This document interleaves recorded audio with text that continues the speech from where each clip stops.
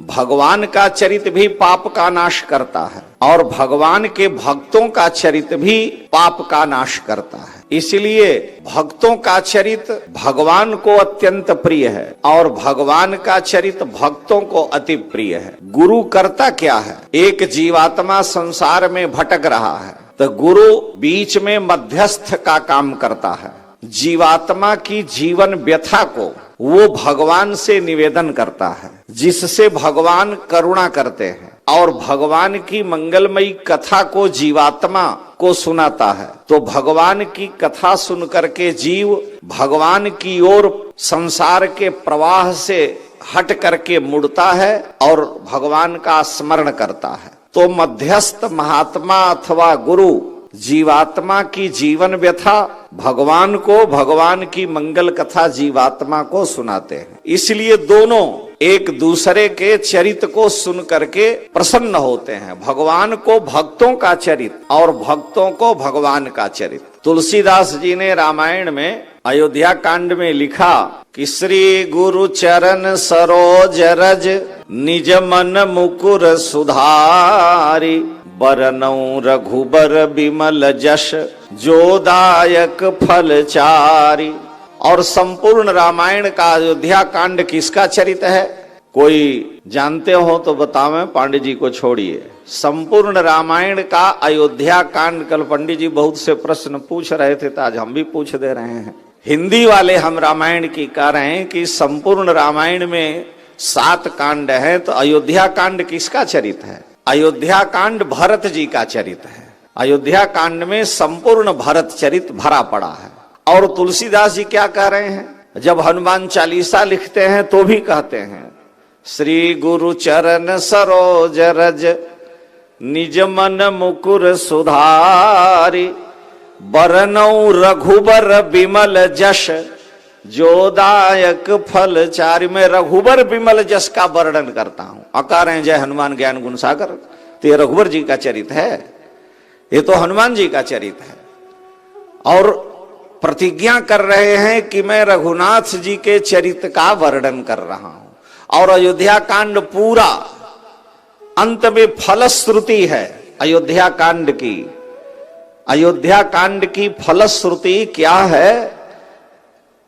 अंत में कांड का संपूर्ण पाठ का फल क्या है? तुलसीदास कह रहे हैं कि सिय राम प्रेम पीयूष पूरण होत जन मन भरत को। अगर श्री सीताराम जी के पूर्ण प्रेम रूपी अमृत स्वरूप भरत जी का जन्म नहीं होता तो क्या होता? तुलसी कह रहे हैं सिय राम प्रेम पीयूष पूरण होत जन मन भरत को। मुनि मन अगम जप नियम शम दम। ये बड़े बड़े मुनि लोग ये करते हैं और उनको शिक्षा भरत जी से मिलती है। मुनि मन अगम जम नियम शम दम विषम व्रत आचरत को। दुख दाह दारिद दंभ दूषण सुजस मिस अपहरत को। कलिकाल तुलसी से सठनी हठि राम सन्मुख करत को। होत जन मन भरत को। हम जैसे सठों का, तुलसीदास कह रहे हैं कलिकाल तुलसी से सठनी हठि राम सन्मुख करत को। यदि होत जन्म न भरत को। और प्रतिज्ञा क्या किए? फल भी भरत जी की ही महिमा का वर्णन करते हैं और प्रतिज्ञा करते हैं कि बरनऊ रघुबर बिमल जश जोदायक फलचारी। लिखते हैं भरत जी का चरित्र, वर्णन करते हैं कि निजमन मुकुर सुधारे। गुरुदेव के चरण की रज से हमारा ये मन गंदा हो गया। 84 लाख योनियों के कारण पुनरपि जननम पुनरपि मरणम पुनरपि जननी जठरे शयनम यह संसारे खलु दुस्तारे कृपया पारे पाहि मुरारे। बार बार जन्म लेना मरना, इस चक्कर में पड़ने के कारण मच्छर भिक्षु घोड़ा गधा पशु पक्षी सारे योनियों में जीव भ्रमण किया तो सबके संस्कार हैं। तब पुनरपि जननम, जन्म हुआ, पुनरपि मरणम, पुनरपि जननी जठरे शयनम, फिर मां के जठर में गया। इह संसारे खलु दुस्तारे, संसार बड़ा दुस्तर है। कृपया पारे पाहि मुरारे, हे प्रभु आप कृपा करके बचाओ। भगवान शंकराचार्य कहते हैं बचने का उपाय है भज गोविंदम, भज गोविंदम, गोविंदम भज मूढ़मते। तो बार बार जन्म लेने से ये अंतःकरण जीव के साथ रहता है, तो अंतःकरण इतना गदला हो गया है कि उस पर इतनी मोटी जन्म जन्मांतर की धूल बैठी हुई है, वो हटती ही नहीं। तो उस हृदय रूपी दर्पण के ऊपर पड़ी हुई धूल को साफ करने का तरीका क्या है?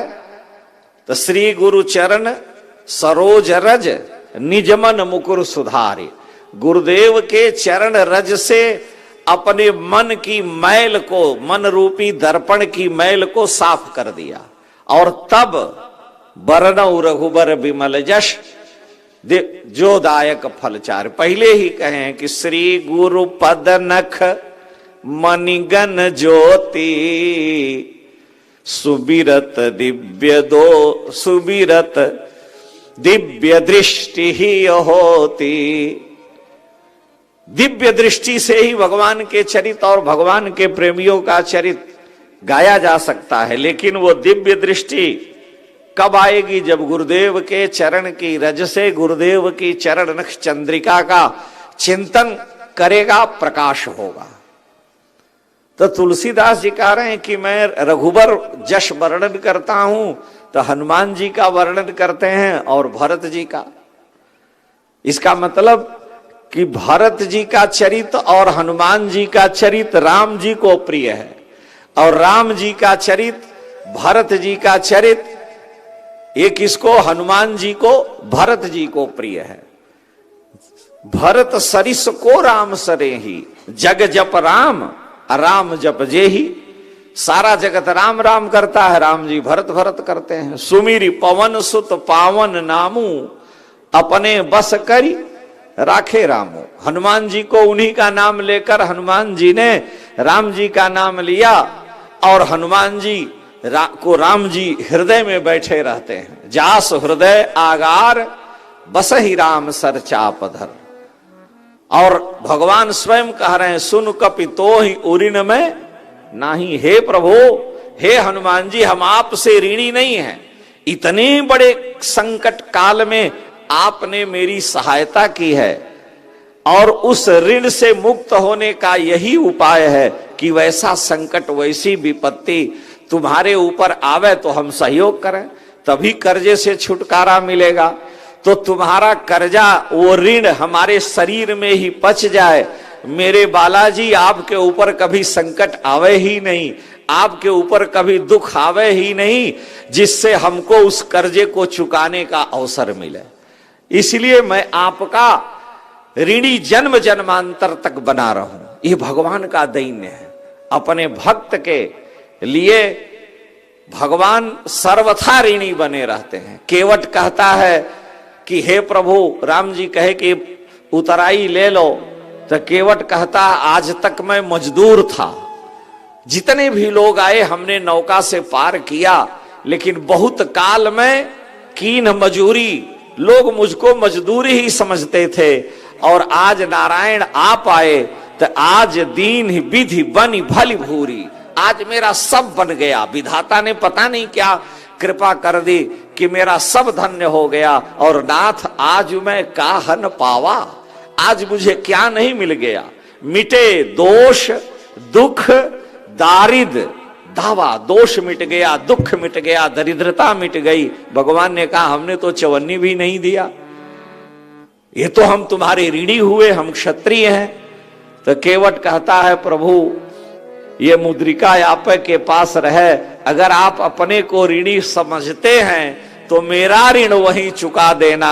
मैंने तुमको है पार किया, तुम मुझको पार लगा देना।